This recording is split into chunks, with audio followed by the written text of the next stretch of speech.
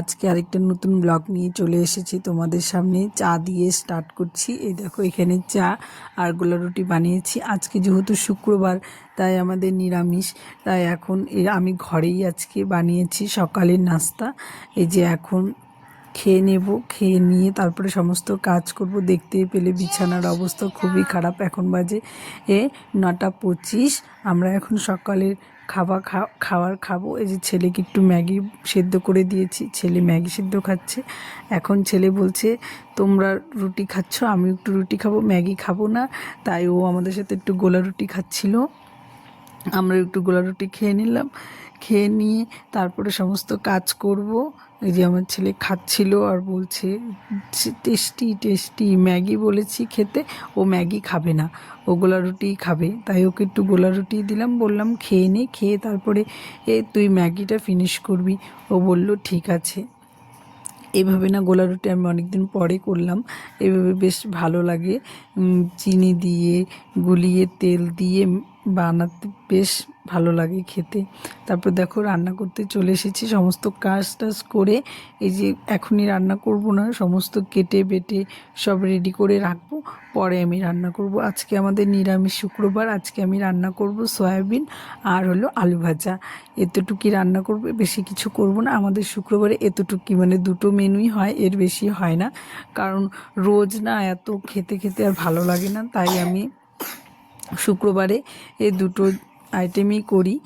একটা সবজি হবে বা একটা ভাজি টাজি হবে, তাহলেই আমাদের হয়ে যায়, আমাদের আর কিছু লাগে না। আমার ছেলেও তাই আলু ভাজা হলে আর কিছু লাগে না, আলু ভাজা দিয়ে ও ভাত খেয়ে নেয়, আলু ভাজা খুব পছন্দ করে। আর আমি এডিট করার সময় পাশে আমার ছেলে শুয়েছিল, তো ও কাশছিল, হয়তো ওটা চলে আসবে। তারপরে দেখো জামা কাপড় কেচে ও পাশে সমস্ত দিয়ে এসেছি। এই আরেক দিনের জামা কাপড় বললাম না ব্যাগে ছিল, সেটাই আজকে ধুয়ে দিয়েছি। একটা জিন্স আর দুটো শাড়ি দিয়েছিলাম।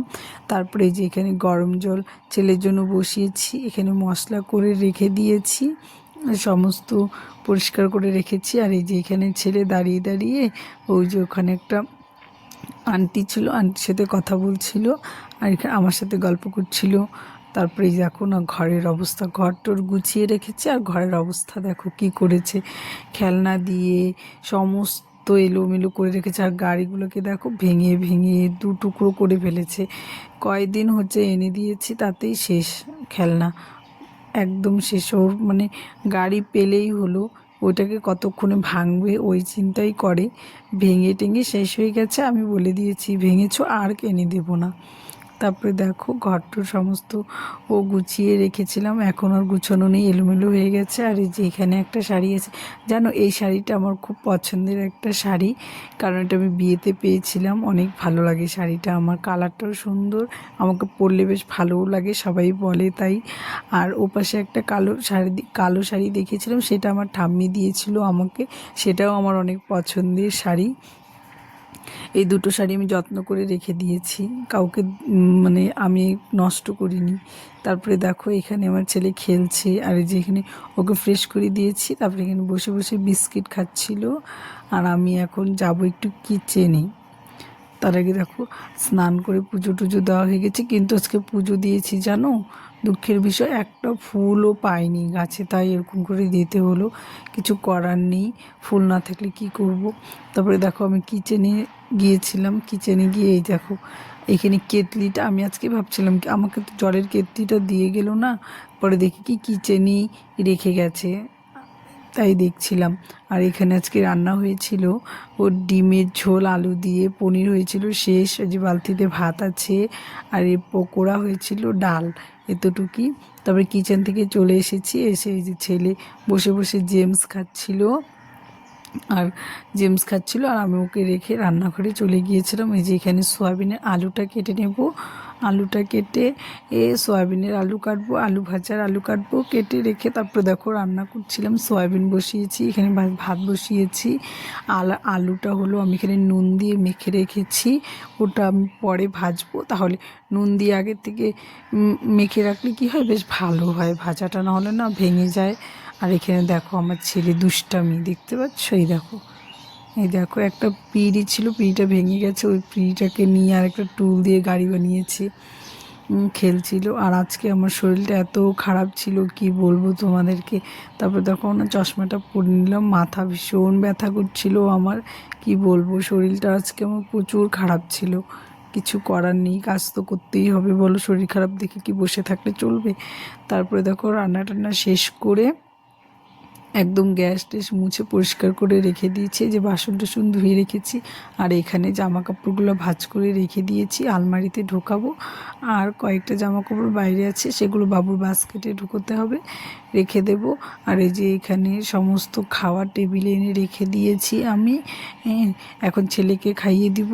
তার আগে যে এখানে দেখিয়ে দিলাম হাঁড়িতে ভাত, তারপরে এখানে আছে আলু ভাজা, আর আছে সয়াবিনের তরকারি।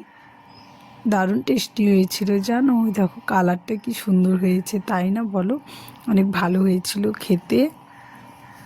তারপরে দেখো আমি এখন ছেলেকে খাইয়ে দিব, এখন ছেলেকে খাইয়ে ঘুম পাড়িয়ে দেব। এই যে এখন সন্ধ্যার সময় একটু চা করেছি, ছেলেও চা খাবে, তাই ওকেও বানিয়ে দিলাম একটু লাল চা, বিস্কুট দিয়েছি, বলছি ভিজিয়ে খাবে। আর পেছনে দেখো বই, ছেলেকে বই পড়াচ্ছিলাম আর ওকে চা বানিয়ে দিলাম, ও খাবে। এখন আমরাও চা খেয়ে নেব, খেয়ে নিয়ে তারপরে এই যে দেখো আবার রাত্রে কিচেনে গিয়েছিলাম একটু। এখানে দিদি পাবদা মাছ ভাজছিল, আজকে পাবদা মাছ হবে, পাবদা মাছের ঝাল হবে মশলা দিয়ে। এখানে তাই পাবদা মাছ ভেজে নিচ্ছিল দিদি। আর তোমাদের দাদাভাই এখানে জানি কি ও আলু ভাজা বসাচ্ছিল, এখানে আলু ভাজা বসাচ্ছিল। এই দেখো পাবদা মাছটা কি সুন্দর হয়েছে, তাই না। তবে দেখো এখানে সবার খাওয়া লাগানো হচ্ছিল হোস্টেলের। এই যে পাবদা মাছের ঝাল, আলু ভাজা, ডাল, আর হলো ওপাশে আছে ভেজ, যারা ভেজ খায় তাদের জন্য ভেজ, যেখানে দিয়ে নিচ্ছিল। আর এখানে ভেজ ভেজ এখানে পনির, ডাল, আলু ভাজা ছিল। এই যে এখন এক এক করে সবাই খাওয়া নিয়ে যাবে। আজকের ভিডিওটা এই পর্যন্তই, ভালো লাগলে লাইক কমেন্ট শেয়ার করে দিও, সাবস্ক্রাইব করে দিও। সবাই ভালো থেকো, আবার আসছি নেক্সট কোনো ব্লগ নিয়ে। টাটা।